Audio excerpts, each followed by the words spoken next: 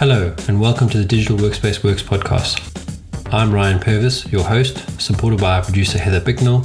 In this series, you'll hear stories and opinions from experts in the field, stories from the front lines, the problems they face and how they solve them, the areas they focused on from technology, people and processes, to the approaches they took that will help you to get to the grips with the digital workspace inner workings.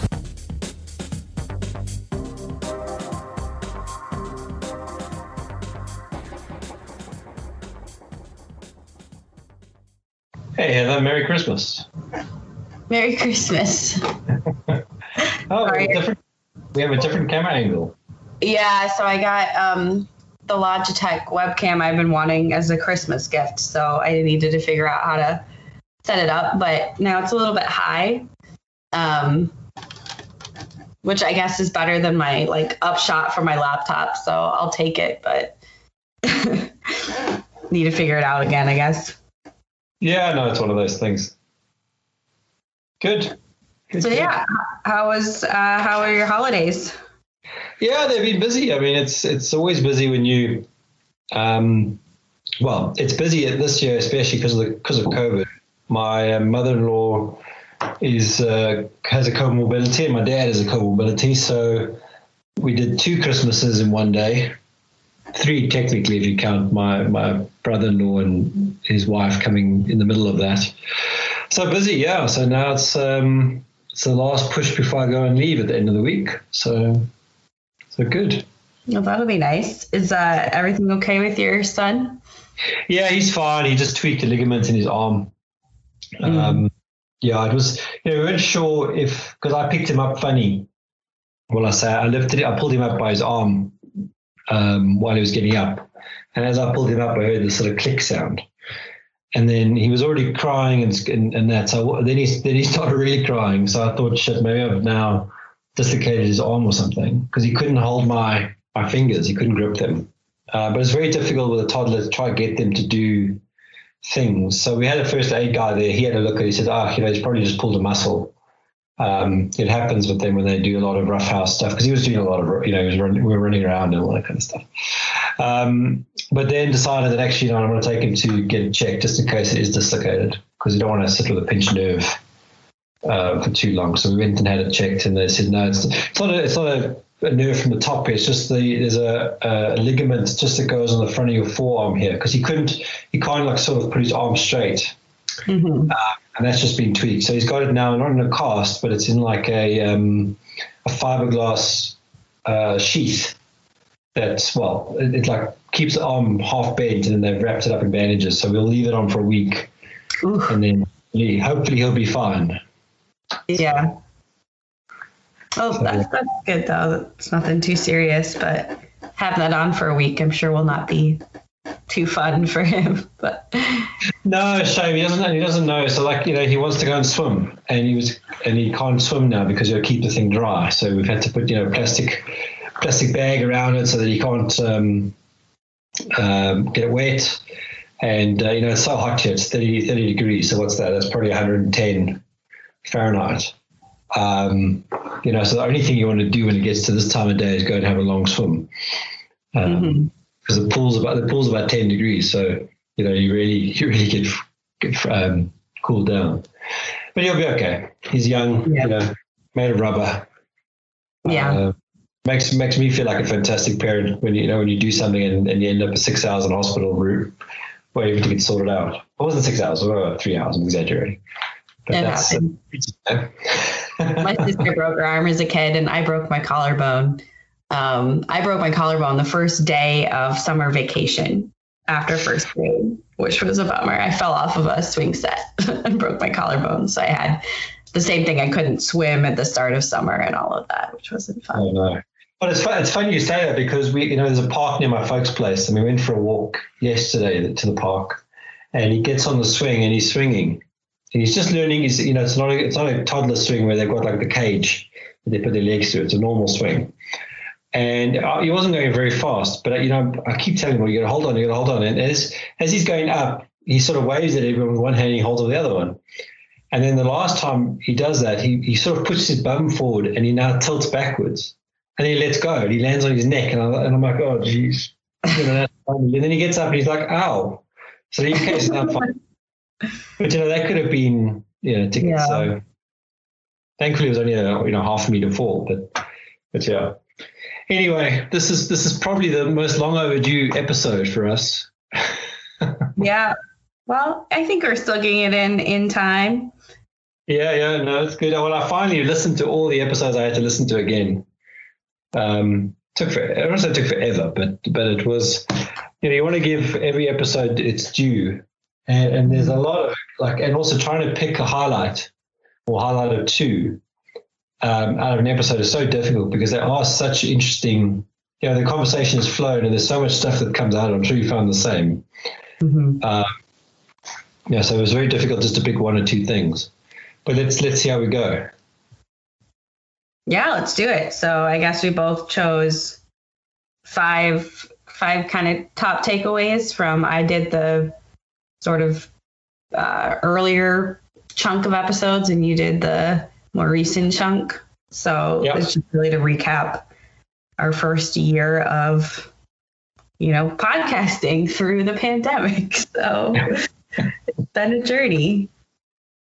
I guess my stuff is older, but we could maybe trade back and forth, or how do you want to do this? Well, I think start. Okay, give me your first one. Okay. I'll give you my first one, and then we'll just go from there. So I took an approach of looking for, I feel like especially at the beginning, there were a lot of themes that sort of ran through the episodes. So I sort of chunked them into themes. So the first sort of takeaway I got from all of the great guests that we were able to interview was that in order to get ideal outcomes, you need to do things by design. I know, Ian Bauer talked about design thinking on episode 2. We talked about personas with Craig Cooksey on episode 3. And then security by design with Lorik on episode 8. And I think really of course they were sort of talking about, whether it's project planning or personas for measuring user experience or security by design for making your IT more secure. All of those things came back to the necessity of having that as an intention from the get-go, instead of trying to solve it once it rears its head as a problem. So that was my first takeaway. Well, it's a very interesting thing, because the immediate thought I had was the discussion I had with Eileen. I'm not trying to remember if it was the second episode or the first episode. I'm sure it was the second episode, where we discussed having a fire break.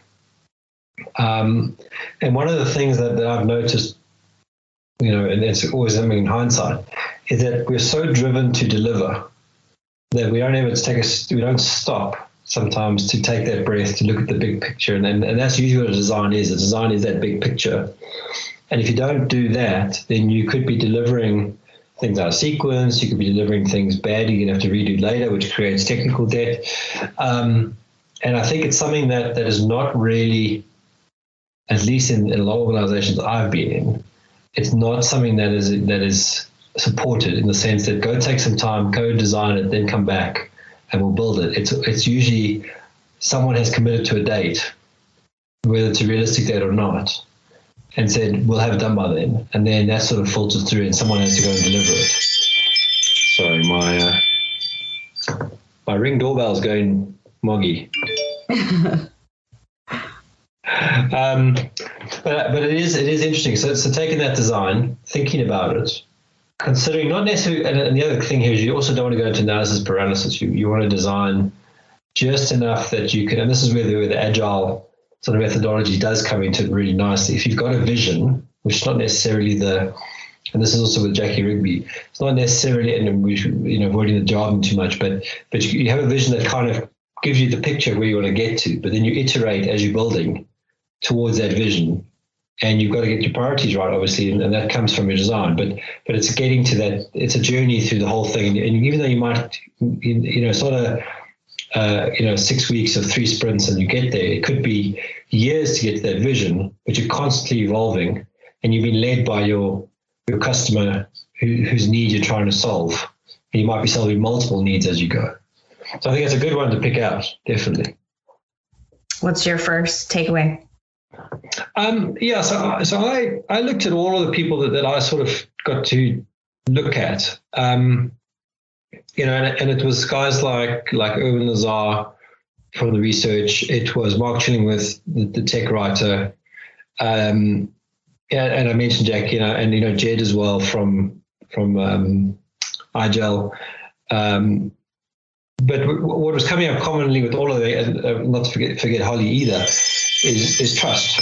Needing to have trust in the tool set, the technology, the people, the process for this all to work. And what I quite liked that came out of the conversation with Jackie on that was two other things, because we kind of get used to the people, process, technology triangle. But actually when talking with her, there was two others, which was structure and strategy. And I think those two tie up really nicely as part of that framework, which comes back to design again, ironically, because strategy obviously is towards a vision, but it's always going to be high level. You need structures that help you get there. And then you need the combination of people, process, and technology to get there. But all of that has to work together, and everyone's got to trust that it's going to work. Otherwise, you spend your whole life second guessing and you never get anywhere. Mm-hmm. That was my first takeaway. Yeah, I think also just being with the exponential increase in remote work, I think trust also kept presenting itself as a theme, because everyone had to, like it or not, learn to trust their teams to some extent. And that part of this is also the shift in the workplace and how it will likely, for most of us anyway, not go back to what it was before, which I think, having all of these tools for collaboration and using agile and, changing your methodologies there's a lot of benefits, but I think there's also, some risks with change that organizations haven't taken, that they've been forced to take. So yeah, I guess on the trust end, that's what that comes to mind for me. Yeah, which I'll probably lead into my second one, if you don't mind, which is investing in integrate. Well, I don't want to say integrated working or results oriented working, but moving away with that trust, you've got to move away from being time watchers and shift mentality. So allowing people to work very much in a tailored way. There's always going to be a need to overlap. So you're going to have to do, you're in a different time zone to me, and even further now than normal. So there's still a need to overlap time zones and all that for meetings and having those calls and stuff. But you've got to do it in such a way that the work from home doesn't impact the home life, and the home life doesn't impact the work. And that integrated working with some level of flexibility is something that came up quite a lot. And I think going into 2021, once we get out of all these lockdowns and all that, hybrid working will become very normal. And we'll look back on this in 10 years' time and go, how did we ever spend 5 days a week in an office, commuting 3 hours a day, etc.? We were mad. Yeah, I was just having this conversation yesterday with my boyfriend. I don't want to go back to the office full time, if that becomes an option in 2021.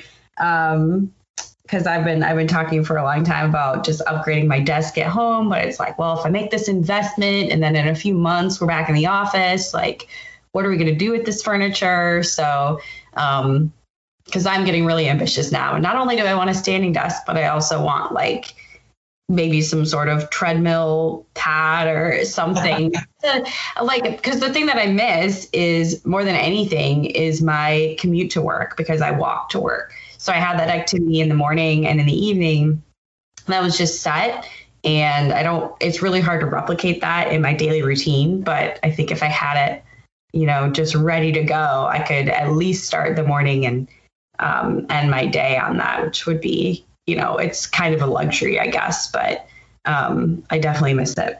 I don't think it's a luxury at all. I think it's a necessity. And you and I linked on Apple Watches, so you'll know that I do my workouts almost every day religiously. And I also walk a lot and all the rest, and I make a point of it because I think, like you, that commute is incredibly important. And I'm in two minds about going back to an office and not going back to an office. So obviously I'm in South Africa now. And it looks like we're here for the foreseeable future if things don't improve in the UK or even here in South Africa. But you need that commute for the buffer between home and work. So that's useful, getting out, walking, whatever it is. But I think, and I was saying this to a guy I met this morning, what I would like to see is that you can do your brain work at home, but you'll go into the office for the brainstorming, the meetings you need to do face-to-face, that kind of stuff, socializing. But it's 1 or 2 days a week, and maybe not every week, depending on what organization you're in. But the key thing is you're a knowledge worker with the ability to, have your quiet time and get your work done. Because I think that's probably something that, if I've heard people complain about, is the amount of phone calls they've had to be on because now they're remote and they spend the whole day, going from meeting to meeting to meeting, which was no different to what I experienced working in banks. We spend the whole day on the phone. Meanwhile, everyone's in the same building. But you're not getting any work done. And I'm hoping that the result of this is that people will get more work done because they will have a dedicated space. And not everyone may have a space in their house for dedicated space. But even me, I'm looking at when we get back, I'll have an office down the road from me, 10 minutes walk in a Regis. That'll become, my wife's even said to me, you need to get out of the house, otherwise you don't get any work done. But it's not me commuting to London for an hour and 20 minutes, which is fine even there because that's on a train for an hour, which, you can still work on a train. But it is important to invest in that stuff. And I think that's what I'm looking forward to personally and selfishly, is investing in the home office or the more local office for people.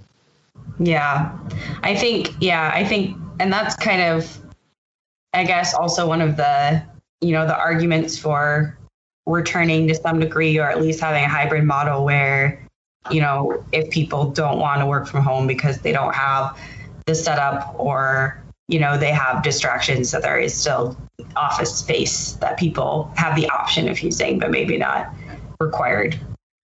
Yeah. And it's interesting too, because I've had a number of colleagues join during this time who I've never met in person, and I don't know when I will. And I think we've also started a little bit, I'm sure this has happened at other organizations, to hire more widely, not as based on location. So I really don't know. I have a new boss who's, on the East Coast, and I'm in Michigan. So I don't know when we'll ever actually meet in person. Yeah, and I think that's a good reason to travel. So I think traveling will come back once everyone's been vaccinated, probably, or whatever the solution is. But then you're doing that trip for a purpose. You're not just doing the trip because you got to go see that office and almost the excuse for travel. I think people will have gotten used to being home with their kids and their wives and husbands and partners, and don't want to give up that extra time because saving 3 hours a day, that's 2 days a week you save. Yeah, which is crazy, if you think about it. Was that your second thing, or was that just? Well, my third one was about remote and hybrid work. I mean, it's hard not to have that as a takeaway because that, we couldn't not have that pretty much as part of every single conversation because, having a podcast about work and especially about the digital aspects of work, that's all this year was for those of us who, especially those of us who are able to work from home. So it just came up again and again. I guess the episodes that I sort of noted in that theme that maybe are a little bit different than what we've talked about so far. So there was episode 5 about VR at work. This was an earlier one, and it was a recast of one I'd published previously on another show. But I think, I think it's still, to me, a lot of that stuff seems a bit futuristic, although I've heard of for holiday parties, people using the VR tech to simulate that office party environment, and then using voice proximity technology. So like your avatar would walk up to someone else's avatar, and then you can hear them, but if you walk away, you can't. So it kind of stimulates that instead of having, 100 faces on a Zoom call, which I'm a little bit scarred. I had I had at least 5 Christmas Zooms, with different people, which is great. It's great that we now have this enforced to be able to, see people and see people's faces on the day, which I'm sure everyone did a little bit of already, but now seeing more people is awesome. But it's also, I think that Zoom fatigue is very real. So, there's sort of that VR aspect that's kind of interesting. There was episode 7, the iPad work day, where you talked about how you spend a whole day working on your iPad. And I think with flex working, hybrid working, the idea of having lighter devices, relying more on tablets, I think could be something we see more of in 2021 as well. So on that point, you think about where WBD's gone for Microsoft. And I think there's an equivalent for Amazon as well. That is exactly where I think we're going to end up. Sort of what we've discussed about my frustrations with Windows 10 and that. I didn't bring my Linux laptop with me. I brought my Windows 10 one with me. But while I've been sitting here, I've been building a WBD image for myself. And that's when I get back, that's what I'm going to use. And then that'll be we'll have my tools on it. When it irritates me, I'll delete and rebuild it. And I think that is the future. Then I use my iPad or whatever other device to connect to it. So I definitely think that's happening. And I think that's a really huge progress, or still a progressive step forward for many businesses where, having virtualized desktops was a too expensive problem. Mm-hmm. Now it's more a case of why wouldn't you do it? Yeah. So definitely see it to go that way. Sorry, I interjected there. No, you're fine. We can move on to the next one too, because I know we don't have a lot of time to dwell too heavily on each topic, as good as they are. So I guess my second one, because that was my third, was that communication tools matter, but it's really culture that's the cornerstone of communication. And I think we noticed this. So I guess one of my favorite episodes that we've done so far, and something that I'd be interested in trying more of in 2021, is just challenges.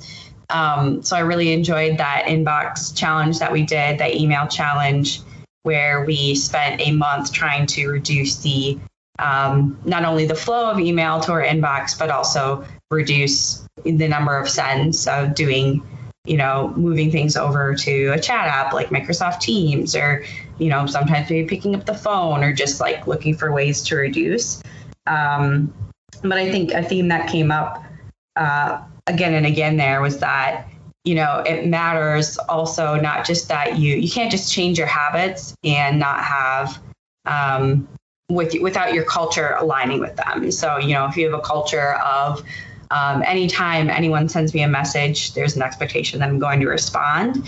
Then if you're sending your colleagues a Teams message, at 9 p.m., that's not ideal. But if you have a conversation, or if your culture is such that you can work at different times, you can send messages on platforms and it's okay, they'll know to pick it up the next day, then you're all set. But there's still that, whether it's generational or team by team or organizational, whatever it is, that there's no, we're not very standardized yet on how to use these tools in that way. Yeah. Yeah, I think you've hit the nail on the head in a lot of ways. I think the businesses, and I was talking with Jackie about this, the businesses that you expected to succeed are failing. There are businesses that you're expecting to fail that are doing really well. And there's a middle one, which is, I can't remember the option was, but it has come down. Oh, sorry, no. This is going to be a sneak peek into an episode with Mike Stopforth. He and I were talking about this. And it was about the leadership that drives the cultural change and the progression of the business, and the ability to pivot and the ability to make decisions that really transform the business. I mean, not to use the sort of digital transformation piece, but that pun. But what we were saying is that why is it that there's some companies that and you look at something like Kodak, Kodak was the company for photography products. Mm-hmm. And then all of a sudden they weren't. They got overtaken by smartphones and all the rest of it. But now they're slowly coming back, and they're coming back with what? They're building medical equipment. So they're still around. They haven't gone anywhere. But they are, their sort of vision and their preparations are not quarterly based like a lot of companies. They are looking 10 years, whatever it is. And it seems to be a Japanese cultural thing.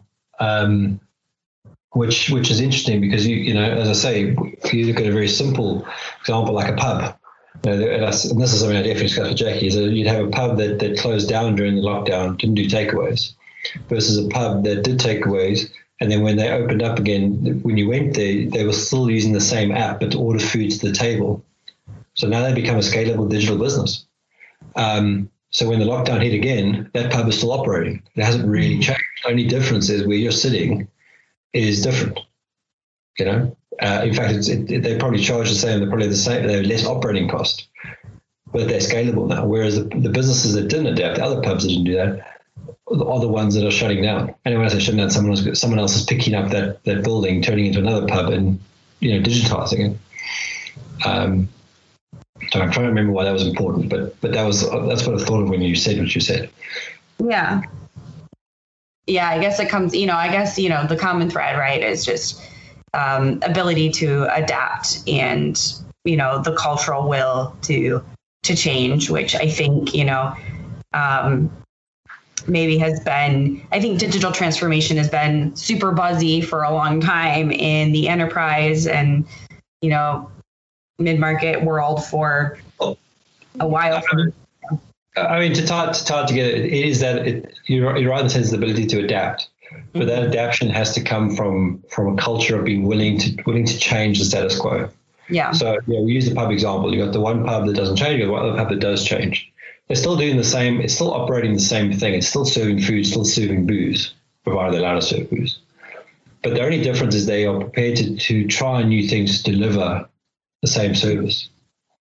So you might find, and this didn't happen to me, but you could find that the one that's using the app, adds a personally deliverable note with the delivery to say, well, we didn't have you in the pub, but next time when you can, please come in and we'll be happy to serve you. Just a little thank you note, handwritten, whatever it is.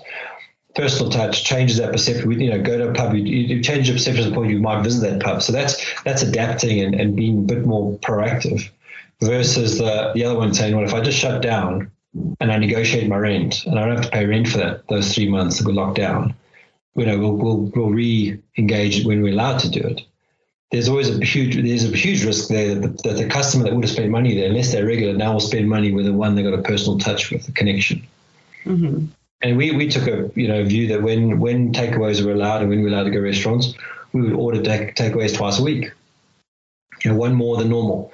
Because we needed those, we wanted to support the local community and we wanted them to grow. Now, where are you going to spend your money? You'd spend the money where you got a connection. Yeah. And that's why I think the culture is so important. And that's what I was saying, what Mike and I talk about, is that if you have that willingness to adapt and willing to drive the change, your business will do exponentially better. And that means adopting futuristic or future-proofing tools. It may not just be technology per se, like computers and stuff. It could be anything. But you've got to be willing to do it or develop a new product that doesn't exist.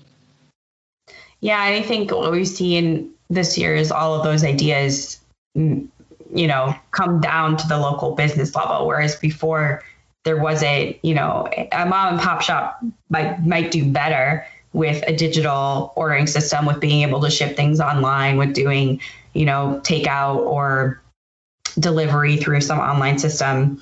But it wasn't a business imperative, whereas now I think it has become one. Yeah, so the thing that I sort of picked up is speed. And I sort of wrote speed just as I was like, whatever you want to put that onto. So the ability for a problem to be solved quickly. And that's always going to be relative. And I don't know if I ever used the phrase with you that slow is fast and fast is slow, which is a military mantra.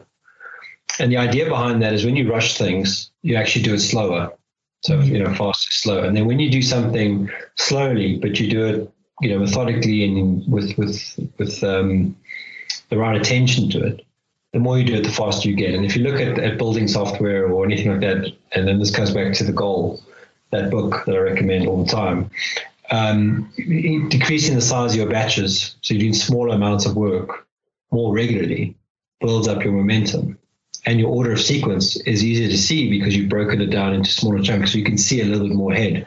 When you take on bigger things, you don't see necessarily everything because it's the wood for the trees. You're dealing with the forest instead of just the tree. To see another way to approach that. But the speed, the ability for and comes back to adaptability to, I guess, to an extent as well. Your ability to respond to the problem, people being put into lockdown in March and being able to work remotely. The businesses that could do that quickly, for some of them it was flicking a switch because they had the business continuity plans in place and they just executed on them, versus those that didn't, led to me to my sort of fifth item, which is usually the big one we talk about, which is end user experience. In the sense of ability to do their work on any device, anytime, anywhere, to be productive.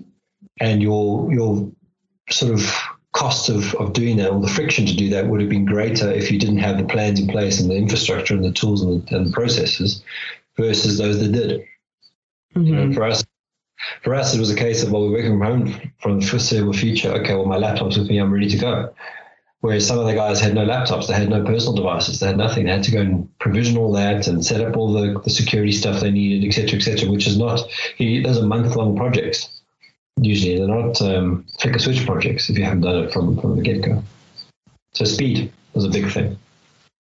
Yeah, that kind of ties into my fifth one as well, which is that I had that understanding the remote employee experience, work from home boundaries, flexibility is key moving into 2021. And I think, what you said, even around hardware procurement, because we saw a lot of, BYOD out of necessity. We saw, getting any possible laptop, it didn't even matter the specs at some point, or, whether it was a Chromebook or what, it was just like everything was gone.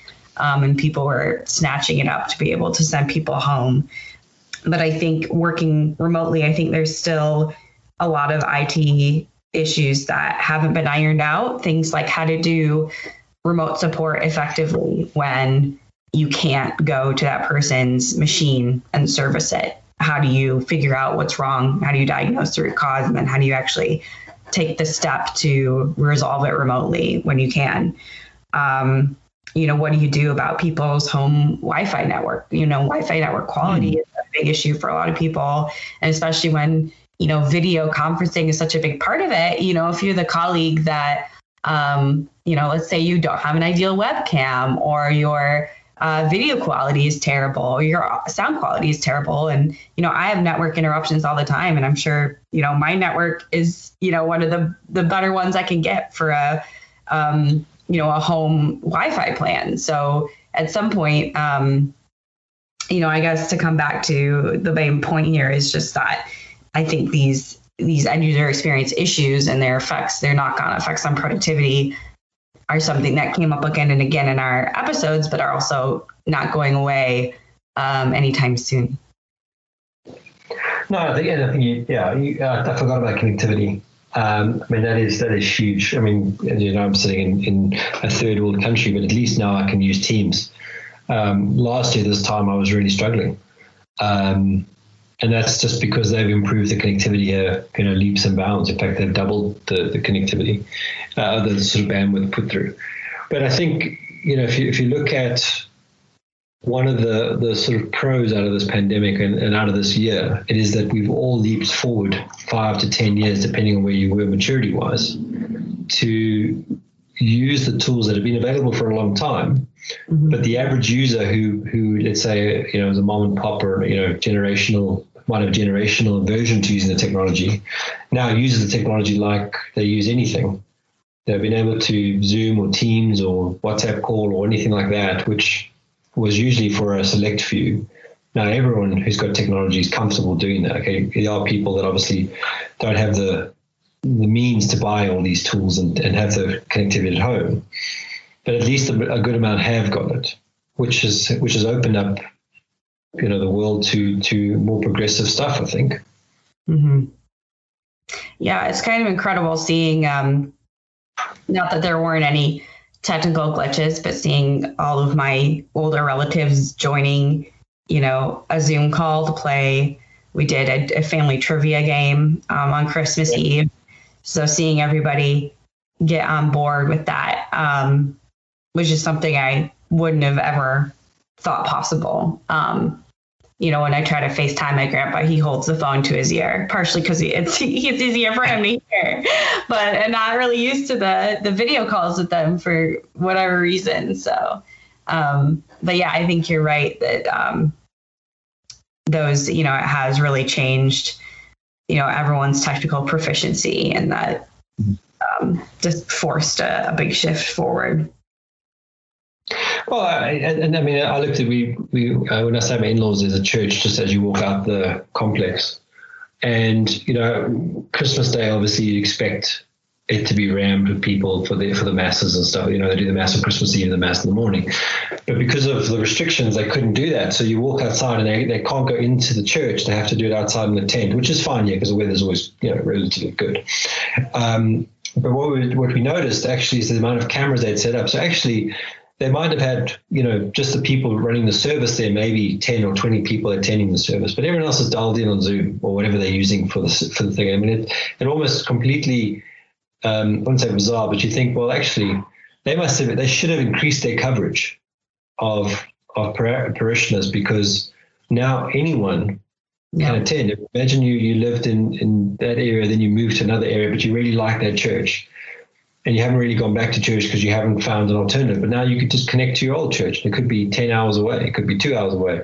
Time zone dependent, you could easily connect and do it. And that sort of aversion to using the technology now has hopefully gone away, which means we'll actually speed up with other investments in AR or VR or something like that, which is quite exciting, I think. No, I mean, you're so right that, that connectedness and that ability to, connect into things. I've watched, I've attended live events from home. I've attended concerts from home. I've, done all these things where normally it would be a big hassle to travel, or I knew, it's a different state. I'm not going to be able to go to this event, has become so much more accessible. And I think it'll be interesting moving forward to see what things revert and what kind of take that along as a second side option, and have the two in parallel, where you have people in person for, the church service, and then you also stream it for anyone who, can't attend that day for whatever reason, or isn't even in a convenient location anymore. So, yeah. We with just the one kid, we'd go to church, and it was very difficult to keep him entertained for 40 minutes. And even though it's a kid's service and stuff, he's still running around and whatever it is. But I can now imagine quite easily sitting in my living room, the service is on, we can partake to an extent. Obviously, you're going to miss out on your communion and stuff. But if the kid wants, kid's in its own safe environment, they can go play in the playroom and stuff. And then as they sort of see that it's interesting, and they get older, then you can start taking them back to, I'm talking about obviously post-pandemic. Mm-hmm. You could sort of slowly introduce them to them, and you can actually talk to them through the service. Say, this is why this is important, or why you should listen, or whatever it is. I can see that, a completely different perspective to it. Yeah. Plus you don't have to get out your pajamas. You can be, as comfortable as you want. Yeah, and I think, it's great for those with kids. It's also great for, the elderly, the disabled, it really has opened up. The world is more accessible virtually for all of the, kind of the Zoom fatigue and the difficulty of having things over video and not seeing people in person. It is, even just virtual conferences and everything is very, very accessible here, in a lot of ways. Did you have a favorite episode of the ones you reviewed, or in total? Ooh, of the ones I reviewed, it's hard to pick a single favorite. I think if I did, I think it would have to be probably that inbox detox one we did, just because there was something so satisfying in doing a challenge and collecting the data and doing a recap, and it was sort of a whole experiment. So I think just the spirit of that episode was really fun for me. Well, maybe we need to look at having for next year a set of challenges to think about. I was thinking I'd love to do that. I know, and I think you've been trying out Fitness Plus, right? I've seen yeah. So I have too. So that's something we can park, but we can talk about that soon. I have a lot of feelings about the app, so.